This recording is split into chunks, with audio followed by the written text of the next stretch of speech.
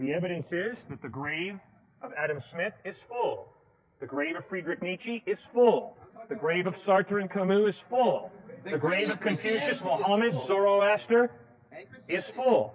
No, the grave of Jesus Christ is empty. It is his historical resurrection from the dead that puts Christ apart as unique, as distinct, as different. Regardless of that, why does that give us a need for your religion? Well, the resurrection of Christ is weighty evidence that Jesus was not blowing smoke, he was speaking the truth. But still, that doesn't answer my question. Why does that mean we need your religion? You don't need my religion, you need Jesus Christ.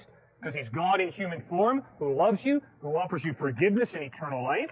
See, you don't need my religion, but you do need Jesus Christ. There have been many thinkers and writers throughout the ages who have offered the same thing to men, from one man to each other, without the need for the insertion of a superior being such as a God. I'm not offended by the idea of a God.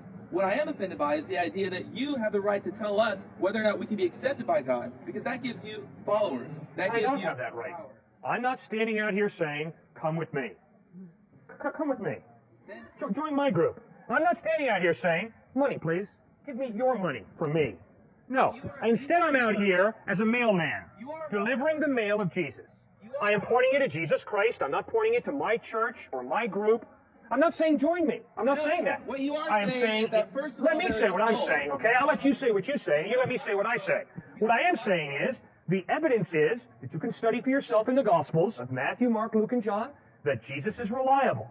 You don't take it from me. You go back, you leave right now, don't listen to me say another thing. Go back and read Matthew, Mark, Luke, and John for yourself, and ask yourself, does the evidence point to Jesus being reliable, or does it not? And if the evidence is he's not reliable, trash him. If the evidence is he is reliable, put your faith in him. That's all I'm saying. What I think you have been saying is that men have a soul. You've been seeking as much as humanly possible to tell us that there is a soul that we all have. However, I believe the only reason that's important to you is that you can then tell us how we can keep our soul and we don't put it in jeopardy. And I think that gives you a power that you don't need to have. Fine.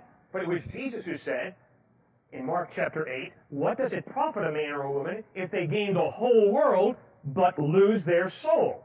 So I'm not making this stuff up to jerk people around or manipulate people. It was Jesus who said, what does it profit a man or a woman if they gain the whole world, have the American dream, the American pie, and everything else, but lose their soul? And obviously the answer to that question is they don't gain anything.